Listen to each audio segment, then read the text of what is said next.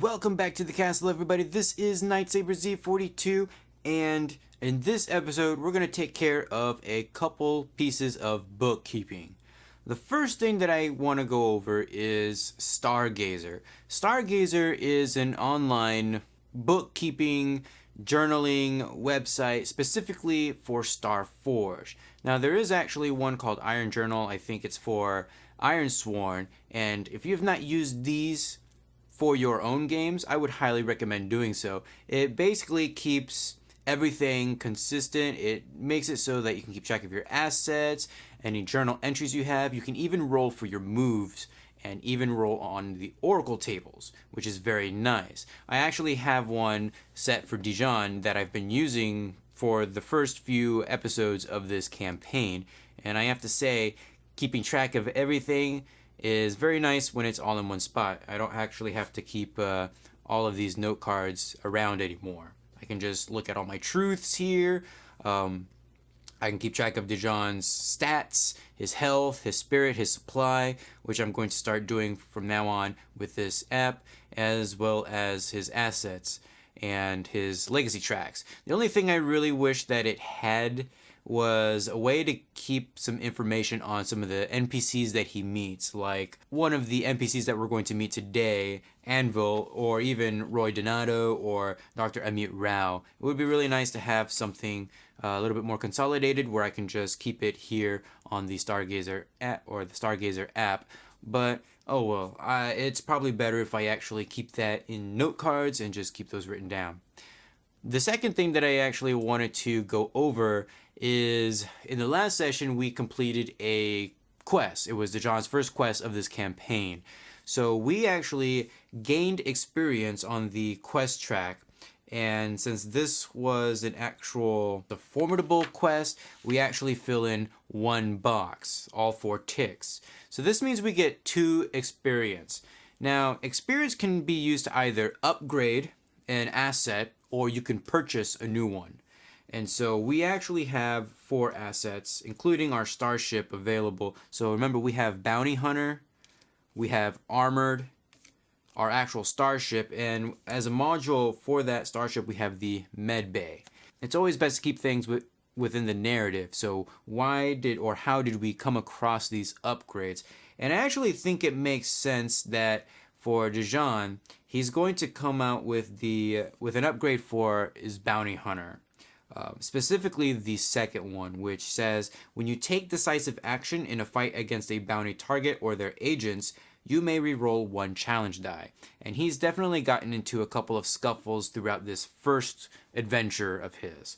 And so I think it makes sense that he's kind of gained a little bit of a knack of being surrounded by enemies and being able to take them out efficiently, especially those bigger boss or the actual bounties. So we're going to go ahead and take the second upgrade for Bounty Hunter. Now, you do not actually have to take the upgrades in order on the assets, so you always get the first ability for that asset, and then you can either upgrade it to the first one or the second one. We'll spend both of our experience points to upgrade.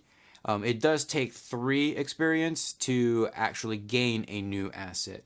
And the way to gain experience is by going on quests, like Djon just did, solidifying bonds with some allies, or I guess NPCs, or discoveries, which we haven't really done, but I suspect that we probably have at some point.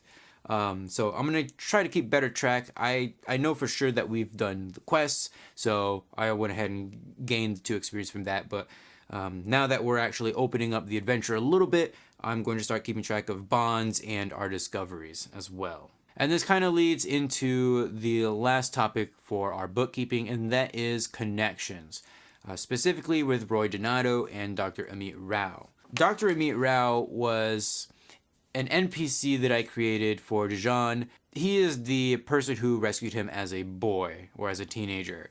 And so there's already an established relationship there. So the connection, I actually am going to set his rank as extreme, mainly because they have spent years apart. I mean, we don't know fully what has happened since Dr. Amit Rao rescued Djon from the Zonar invasion, but at some point they did get separated for a great length of time, and it did surprise Djon that Dr. Amit Rao was actually alive, or even on the planet that he happened to be on. So there's that, and so their connection has just started over again. So I went ahead and ranked him as extreme. Now, Roy Donato, he is the settlement leader for Mirage and Summit, the nomad people that he ended up taking this previous vow for. And I set his rank as formidable, mainly because I think it would be very easy for a bounty hunter to impress a leader, especially since bounty hunters are supposedly like the law keepers, quote unquote, in our established universe. So I think it would be a little bit easier for Djon to actually, captivate or impress Roy Donato. So I think there, if anything forms between them, I think it would be fairly quick, especially since Djon has already rescued Dr. Amit Rao, their doctor, from these raiders. And he also helped fight back the raiders in the very first one. So I might actually go ahead and give another box for that as well. But for sure, we have at least one box with Roy Donato for completing the quest. And so, with the bookkeeping out of the way, let's actually go ahead and get into the actual adventure. Djon enters the makeshift medical center where Dr. Amit Rao can tend to those who have been injured in the recent attack from the raiders. Spread throughout are few who are bedridden due to fits of a nasty cough. He remembers hearing something about a sort of illness that has plagued these people, and he knows that very little can be done for them. He leans his back against the wall next to the doorway. Dr. Amit Rao continues to tend to his patients for a few more minutes before glancing his way. Come, take a seat and I'll be right with you in a minute. The woman before Dr. Amit Rao enters a coughing fit. It sounds nasty, like something blocks passage to her lungs, but is unable to dislodge itself. Djon sits at one of the few beds and waits for Dr. Amit Rao. Soon, he does come over and instructs Djon to take off his armor so that he may look over his injuries. He takes off the bulk of his armor, but leaves his helmet on. Dr. Amit Rao notices this attention to secrecy, but says nothing of it. The doctor looks over Djon and cleans any lacerations with some sort of ointment that must cost a fortune out here before wrapping them in a gauze. When the moment is right, Djon asks the question that is on his mind. What can you tell me about what happened to Athora? There is a pause in Dr. Amit Rao, as if he's processing how to answer this question. He must have known this would be brought up eventually. He just didn't want it to be now. My boy, there is very little that I can tell you. The invasion happened, as you already know. The Zonar kept tight control of the sector after your parents were murdered. All that we do know is that Athora simply isn't there anymore. The Zonar seem to have some way of moving whole planets. Djon notices that Dr. Amit Rao didn't expand on what this method of moving planets could be. He inquires. You mean they have some sort of tech that can move planets? Like an engine on a ship? Dr. Amit Rao pauses, as if in thought. He's either going to sound crazy, or fill Djon with hopelessness. Do you remember the tales your father told you when you were a boy? The ones that your ancestors passed down. The ones about heroes who could save the day with blade and magic. Djon catches where the conversation is headed, and he seems perturbed by this development. You think that a fairy tale has something to do with my lost planet? I think that we need to expand what we do know. We need to be willing to accept that some things are possible, that we do not know enough about the Zonar, who they are, or where they came from. Djon begins to attach pieces of his armor back on. This was clearly a waste of time. Listen to me, my boy. Listen. There have been whispers that unexplainable things happen when the Zonar are concerned. Remember the tales. Not all miracles are good. Thanks for patching me up. Perhaps someday we'll meet again. Until then, stay out of trouble. Djon leaves Dr. Amit Rao, unsure of what to make of the doctor's mental state. But one thing is for sure. Even if he casts his disbelief that such miracles could happen, he will surely continue to think about it in his own downtime. So Djon just had a very important talk with Dr. Amit Rao concerning his planet Athora. And he doesn't really know much about what has happened, but perhaps there is somebody in the galaxy that does know how the Zonar has managed to make a planet move or disappear or whatever has happened. What we do know is that it's not there anymore. Djon cannot just go home. I think that Djon would definitely wait a couple of days with Roy Donato's people, the Nomads, and wait for the sandstorm to finish running through its course. And I'm fairly certain that over this amount of time that there have been no trouble from the Raiders. The Raiders definitely would not try to go out in the sandstorm just to attack a group of people or try to reclaim Dr. Amit Rao. Although there was some troubling news in the previous episode about Dr. Amit Rao that there are people looking for him, and by definition they might be looking for Djon as well. Although we don't know for certain if they know that Djon is alive. Whoever is looking for him, most likely the Zonar.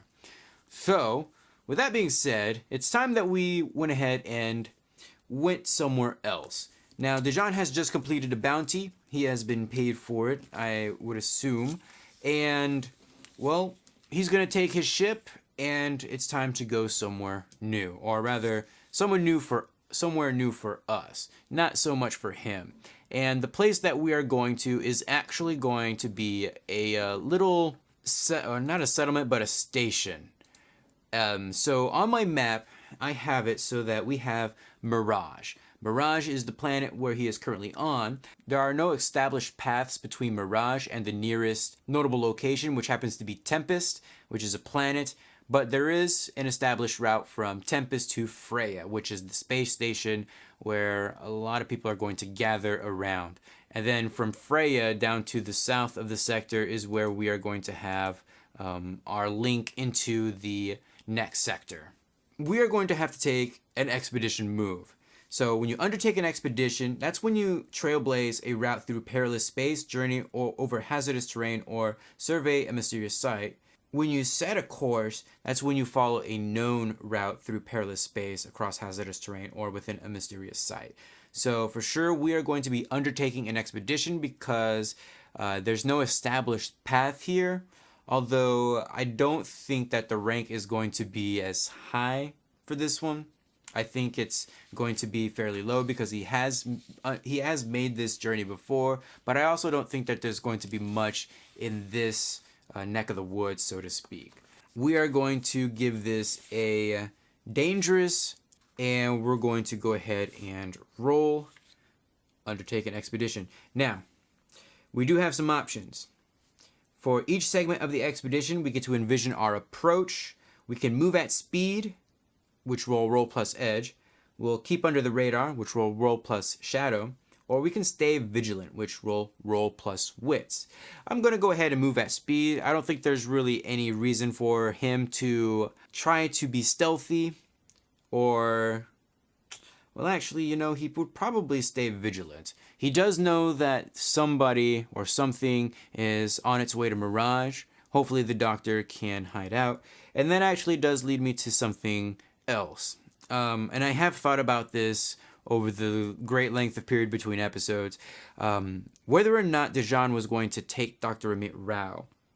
And I think at the end of the day, the answer is going to be no, because Djon at this stage is going to be a lone wolf. And also there isn't really much of a bond between Dr. Amit Rao and Djon for, I think, Dr. Rao to really want to go with Djon.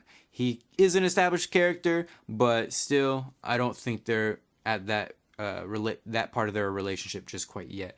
And I think the reason is Dr. Amit Rao has a duty to help these people who are stricken by this sickness. So that's why Djon is still by himself as he undertakes this expedition. We'll go ahead and we'll roll plus wits. So that's going to give us a +2. So let's see what we roll here. All right, that is not a very good roll, but we do manage to get a weak hit. So on a weak hit, as above, but this progress costs you. Okay, so we reach a waypoint.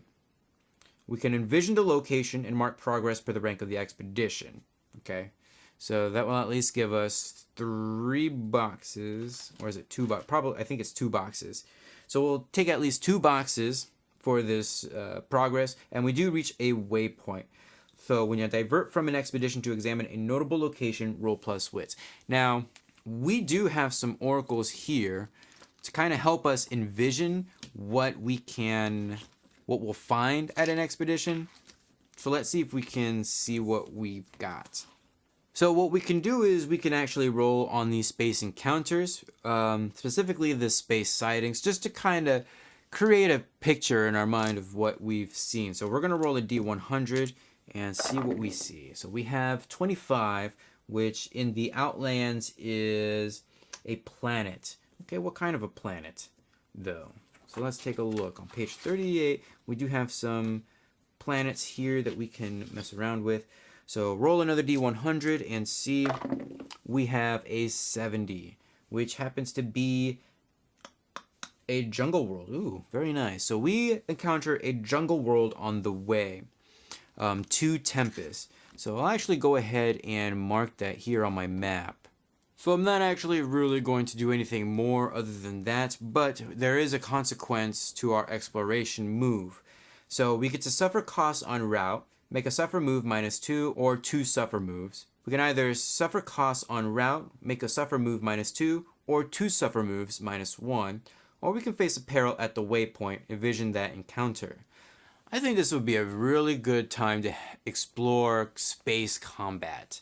And we already know that some of the Zonar forces may or may not be en route, or whoever set up that bounty for Dr. Amit Rao and Djon are en route to Mirage. So I think that as Djon kind of pulls out of hyperspace at this point, he is going to encounter maybe a scout force or a scout ship. So we're going to enter combat here, which means we're going to enter the fray. Now, space combat is pretty much the same as your standard combat. It's just in space, so we're going to be using ranged attacks a lot of the time unless we get right up close to the enemy ship. So what do we see here? I think we're going to see a couple of scout ships here. And so we're going to enter the fray. So let's see. I think that we are kind of caught in a trap, but at least we're definitely going to size up the situation here. So we're going to roll plus wits, which is a +2. It kind of caught us unaware, which means we are at a weak hit there. So on a weak hit, we get to choose either +2 momentum or that we are in control. And I think in this situation, it's going to be best if we stay in control. So I'm going to forego that +2 momentum, and we're going to start by being in control. So that means that we can actually strike first.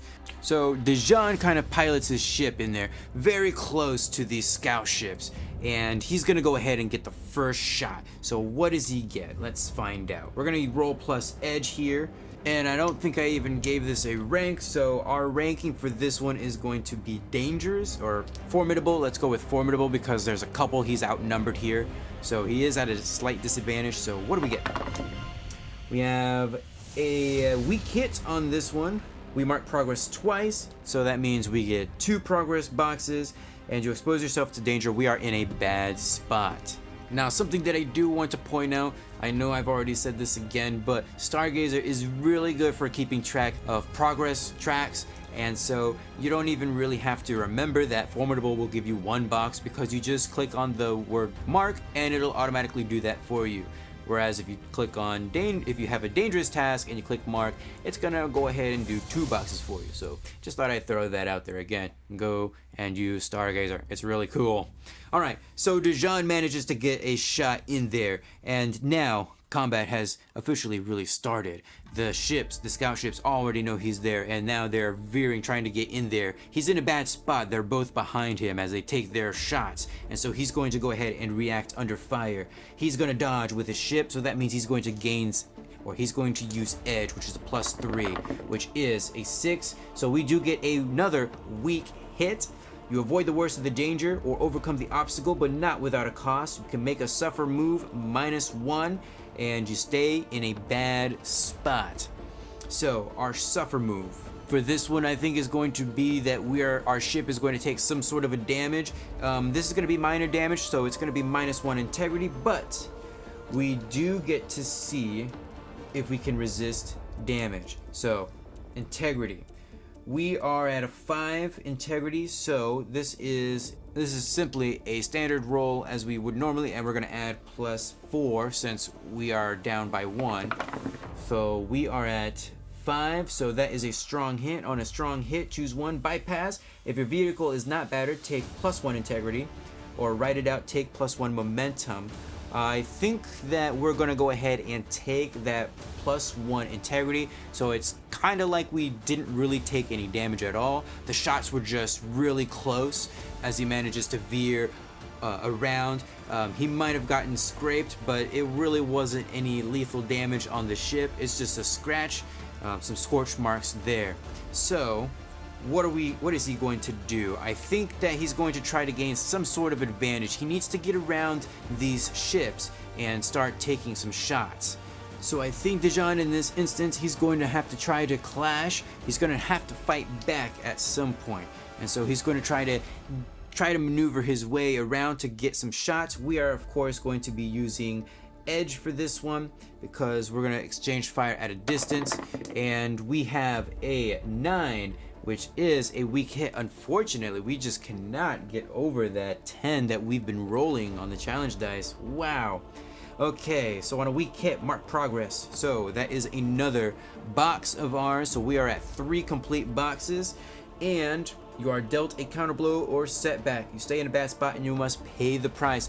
I think paying the price is that they're going to take some shots, so we are, of course, going to react under fire. So that's going to be with edge yet again, because we are going to try to dodge. And that is a 7, which is unfortunately still a weak hit. So we avoid danger, but not without cost. So once again, we are going to take 1 integrity, or -1 integrity, and we will get to roll our suffer move. So we are at 4 plus 5, so that is a weak hit. So we'll choose 1, and that 1 will, of course, add. Well, you know what? I think what we're going to do, we're going to go ahead and take +1 momentum. I think we need to get some momentum going here because we are just not able to get over that 10. Maybe I should change some dice. I don't know. I kind of like it though. It seems like with every roll, we're always at least rolling a 10. So what can he do here? I think he just has to keep going. He's going to have to take the brunt of this and try to gain some sort of advantage by clashing with these guys. So I think he's going to go ahead and clash yet again with edge. He's going to have to shoot some lasers fire, and there we go. We got ourselves a strong hit. Mark progress twice. Boom, boom. And we overwhelm our foe, and we are in control. And that is what I like to hear. So I think he's going to want to try to gain some ground here. I think he wants to lure them close to the jungle planet and skim over its atmosphere and try to either hinder their chase of him, or maybe even let them burn in the atmosphere or something like that. Maybe he can damage them, rupture their engines or something, and cause a premature explosion or something. If we are in pursuit, fleeing, or maneuvering, I think that is what we are doing. So we're going to go ahead and roll plus edge. And a lot of this is with edge, but remember, it's all within the narrative. So this is going to be a 6 for us, but this is a strong hit. So a strong hit plus a critical. So we have matches there. So we stay in control, and we get to choose 2. We are going to definitely mark progress. And do we want the momentum, or do we want +1 on our next move? I think we're going to take +1 on our next move, just in case, because I think he's going to try to strike at this point. I think he's going to he's skimming over the atmosphere within the jungle planet, or maybe he's in the planet. Maybe he's leading them in a chase inside of the planet, and now they're having to dodge through all of these thick, tall trees like on Kashyyyk. And he's maneuvering around them, trying to get lost, but then he puts on his brakes or whatever, reverse thrusters, and he's now behind them, and now he's going to strike. He is in control. It's time for the assault to happen. What's going to happen? He has a 7. That is with our +1. That is actually a strong hit, so we succeed. We get to mark progress twice. Boom, boom. We dominate our foe, and we are still in control. He manages to get behind one, and he takes the shot. And of course, we don't know if there's an explosion quite yet. I would assume that maybe he got to take one out. Maybe there are more. We don't know quite yet. And so it's time to find the other one and do the same. So we're gonna strike right here, and let's see what happens. Oof. That is a weak hit. We mark progress twice, but we expose ourselves to danger. We're in a bad spot. So the trees are just getting to be a little bit too much here as he has to dodge. But perhaps this is to our advantage as well. So we might be in a bad spot within these thick, tall trees. But so is our enemy. It's time to take decisive action. When you seize an objective in a fight, envision how you take decisive action, then roll the challenge dice and compare our progress. We're at 10, so this should be fairly easy for us, unless both of these happen to be 10, which would really suck. But I think what we're gonna try to do, well, actually, let's see what happens first. Boom, we are successful. On a strong hit, we prevail. We're gonna take that +1 momentum. So we're now at +3, which is very nice for us. And I think what's gonna happen is, so the trees are getting to be a little bit too thick and he loses track of his target, but luckily he manages to see that there's another ship right beside him, and so he manages to go ahead and ram it into another tall tree, and that is it for this combat. And so Djon manages to climb out of atmosphere of this jungle planet, and he becomes success. He is victorious. So we have taken care of combat once and for all right here, and he can continue on his journey to Tempest. So we are going to undertake an expedition, and I think he's going to go ahead and move at speed. He's taking care of a threat. I mean, that's a really tough one. I guess since he has met an actual enemy, he might want to stay vigilant, but I think he wants to get out of here as quickly as possible. So we're going to roll plus edge, which happens to be a 5. That is going to be another weak hit. So we do get to mark progress yet again. I think we're going to go ahead and suffer costs on route. So we're going to make a suffer move -2. And the suffer move that I am envisioning is that we're going to have to sacrifice some resources. So this is going to be a bit of a serious loss. And this could also be explained from our combat as well, that the damage that he has sustained is not very good on his ship, but it's just the amount of resources. Maybe something has caught onto his fuel line. He's lost a bit of fuel performing these maneuvers. And so we are at a supply of 1, which is not very good. That is very bad for us. All right, so we do get to go ahead and make another exploration move. And this is, of course, going to be with plus edge yet again. He's just trying to get out of here as quickly as possible. And all right, that is another weak hit. Oh, that is unfortunate for us. But I think, let's see, what can we do? We can, of course, suffer more resources. I don't know. He's definitely not going to endure harm. He could lose a bit of momentum. I think that would actually make a little bit of sense here. But I also don't really want to go to another waypoint. Well, let's see what we find. I'm going to go ahead and roll on the space sightings table. So we are going to grab a D100 and roll and see what we get. We have a 65, which happens to be debris field, frozen asteroids in the Outlands. Okay, very interesting of that. So why don't we do this? Why don't we roll on the spaceborne peril? Just to kind of see what is here in this asteroid, this frozen asteroid field. So we're going to roll a D100.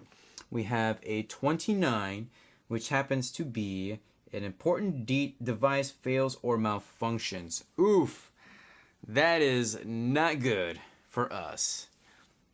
I think what was going to happen is that things are quite bad here. I think he's going to go ahead and suffer, because that to me, if we've already established that something is wrong with his fuel lines, I think it only makes sense that his supply for fuel is also going to go down as well. Actually, why don't we turn this into something where he comes across this frozen asteroid field unexpectedly, and he does take a little bit of damage. So he's going to take some minor damage, bringing his ship down to, I believe, 3 this time. And I think that's where we're going to pretty much leave things right there. So we are going to go ahead and take one more exploration move here, or we're going to take another exploration move here, rather. This might not be the last one, honestly. So let's see what we have. We're rolling plus edge, which is an 8 and a 7/7. Okay, I like that. So that means on a strong hit, we reach a waypoint, envision the location to mark progress per the rank of the expedition. So that is another 2 boxes. And I think we're going to go ahead and say that we have made it to Tempest, which is the jovial planet that is going to mark the beginning of this path down to Freya.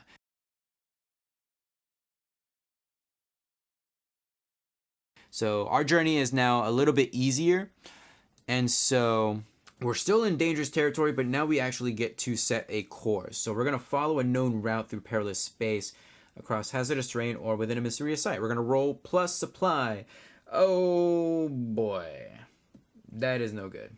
But at the same time, we did get a critical. So what if on this critical, we get some of our resources back, some of our fuel back? So jovial planets are gaseous, kind of like Jupiter. So I think that would be a way of reclaiming some of our fuel, especially if it is in a gas state. And so I think it only makes sense that we do gain some supply back. And how much supply do we get back? Let us see. Don't think there really is a way for us to determine that. So I'm going to say that we at least get 2 supply back. So we are now at a 2 instead of a 0. And so we're going to roll plus supply. So that is a plus 2 on our set of course move. We're going to roll with plus 2. Wish us luck. Okay, we're at an 8, so that is a strong hit for set of course. You reach your destination, and the situation there favors you. Take plus 1 momentum. So, from what I am gathering, this is pretty much saying that we have gone ahead and made it to our destination for free. So whenever we actually get on the path, we can, of course, get onto a destination. So I'm kind of taking this as we just automatically get there. We don't actually have to roll progress anymore. So we take plus 1 momentum, which is very good for us. We do want to start gaining some momentum here. And so Djon manages to get to Freya, which is a space station. This is where a lot of the merchants or travelers will pass by. This is where you're going to see a lot of different places for trade, places for rest, because everything else within this sector is, you're going to have Mirage and Tempest. These are going to be more mining colonies or established mining colonies. So there's going to need to be a place that's central where people can go on their travel. So this would be basically the inn if you're thinking about fantasy. The population here is thousands, and there are some projects here, mainly research is what I've established, and our authority is tolerant, and that is all that we know so far. So why don't we go ahead and take a roll for a first look, since this is our first time actually being here in the campaign. So there are a couple tables here that we can roll for. I'm gonna go ahead and roll for first look and the initial contact. How is Djon greeted when his ship approaches the settlement? And so we're gonna go ahead and take a D100 and roll for our first look. We have a 25. So our first look is built in an asteroid. So maybe there's an asteroid field here, or rather close by, which I actually like the sound of. I actually want to go ahead and leave it at that. We're just gonna roll once. I don't think we really need to roll for the initial contacts because Djon would have been here before. This isn't just like a derelict or anything like that, so I'm gonna go ahead and skip that. I've already got the settlement projects and all of that stuff taken care of. And so Djon's ship goes ahead and docks with Freya. Now there's one place that he is wanting to go, only one place, and that is to Anvil's lair. Now Anvil is his contact within the Bounty Hunters Guild. She is a Bounty Hunter Guild agent. At some point, I think that he would have received some training from her, but not a whole lot. I don't think that she is going to know about his origin. This is just a job that he can make use of his training, and it's something that he does quite well. For her rank, she is going to be formidable. She is quite youthful and grim. She is very tech oriented, and so her goal is to repair ancient technology. She's very secretive and quiet, but she's also very resourceful. And so we're going to have a conversation with Anvil as we figure out what the next bounty is. Hunter enters Anvil's abode, a small room filled with various pieces of broken down tech and trophies from kills of her earlier days as a bounty hunter. Sparks fly up as she pokes a device with her multi-tool. When she is finished, she sets it aside and looks at him. Ah, if it isn't my favorite and mysterious Hunter. I assume the job is done. You found the good doctor. I have. I can only imagine it was easy for one with your set of skills. Djon ignores the question and any hint of a possibility that Anvil knows Dr. Amit Rao or any way to link the two men. He's come here for one purpose. His purpose in this life. His job as a bounty hunter. I need a new mark. Something good this time. Anvil raises her eyebrows as she leans back and crosses her arms across her chest. A gleam in her eyes indicates how much she values him as an asset to bring in the good jobs, but also his reliability to get things done. Fine. You want something more than scavenging around for little lost doctors in the desert, then perhaps I can help you. There's been a bit of trouble on the station as of late. Someone with sticky fingers and a quick temper. Word on the street is that a Zonar is involved. Anvil's gaze centers on Hunter, who doesn't give the slightest hint of interest in this bit of information. She's always done this to him. Give him little bits of information to try and pry any hint of an interest from him, so she could figure him out. The helmet helps hide his features. After a moment of nothing, she sighs and continues. All I can say is that this whoever has become a real nuisance for our traders, and if money can't flow, everyone gets upset. If you need any more info, you'd be better off asking one of them. Your connection is a fellow by the name of Pyro, one of the station's traders who's really got it out for this thief. Don't be shocked by his appearance. There's more than us humans here in the galaxy. Anvil waves her hand dismissing Hunter. He turns away and heads down to the station's markets where he can find this Pyro. So I think for sure Djon's next step is this quest or this vow, this bounty, to find this Zonar who has been causing trouble on Freya, which could pose its own problems, or maybe it's very easy. I mean, it is a Zonar, it is a very unique race, but remember, we're at a station where there are probably going to be multiple species. Now remember, in my universe, it's not just humans, because that would be very boring. We do have other species, but I think a majority of what we see so far is going to be humans, or at least in this neck of the woods. So it might be very easy to spot a Zonar, or maybe he's hiding somewhere. We'll start with that Iron Vow here in a little bit, but something that Djon definitely wants to do. He has a very crude Raider pistol. I think he's going to want to get something new. He's going to want to get an actual pistol that is going to work better than what he has. And so we're going to roll for a connection. Okay, so if we look at the connection moves, there's one move in particular where we can basically make up an NPC for our purposes and give him a rank and things like that.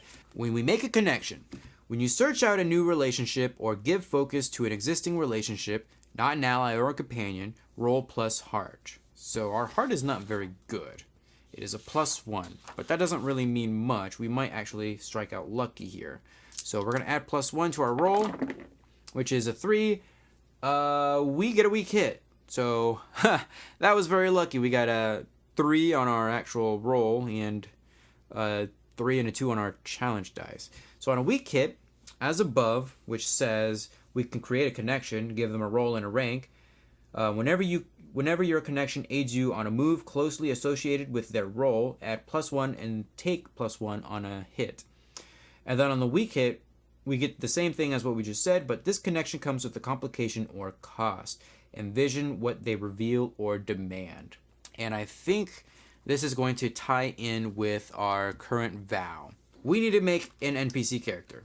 And as much as I would really like to go ahead and roll on the first look for characters, this assumes that all characters are going to be human, and I want something a little bit different. So I'm going to go ahead and say that we have an alien. Let's go ahead and see what our first look is and kind of make a decision as to what it's going to look like. So let's roll a d100. We have a 94, which happens to be wiry. So we have an alien that's wiry. And let's see, what else? I'm going to roll again. Wiry, and yes, that is a 1. So we have an 11, which is aged. So he's wiry and aged. An alien that's wiry and aged. So probably like thin-ish and very old looking. And we've already established that the disposition is that this person is going to need something from us. And we're going to try to tie that into our current vow. Before we can actually get to this pistol or this weapon that we want, we're going to have to find this Zonar who's been causing trouble for him. So maybe this Zonar has been accosting his trade, or maybe he stole something from him. Let us go ahead and roll for the Iron Vow. So we're going to swear an Iron Vow. This is our formidable task. This is a newly established connection, so we do get to add +1 to our heart. So we are at a +2 currently. And so let's go ahead and roll. So we have 4, which is a weak hit. On a weak hit, you are determined, but begin your quest with more questions than answers. Take +1 momentum and envision what you do to find the path forward. And so all we know thus far is that there is a Zonar who is out there, who's been causing trouble on this station. And the Zonar has done something bad to this character, which I guess I should name. What is his name going to be? Let's go ahead and roll for that. We're going to roll a D100. Okay, yeah, it is a D100. We have 68. So 68 is Pyro. Let's call him Pyro. Pyro is our newly established connection, who's a merchant, who's going to help us get some armaments and maybe some better gear.